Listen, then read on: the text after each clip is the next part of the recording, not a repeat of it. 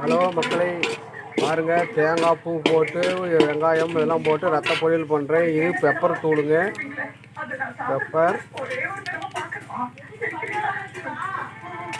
இது வந்து மட்டன் மசாலா கொஞ்சமாக போட்டுக்கணும், தேவையான அளவுக்கு போட்டு நல்லா கிண்டி விடுங்க. நல்லா கிண்டி விட்ட பிறகு அடுப்பை ஸ்லோவில் வச்சுக்கோங்க. வச்சு நல்லா கிண்டி விடுங்க.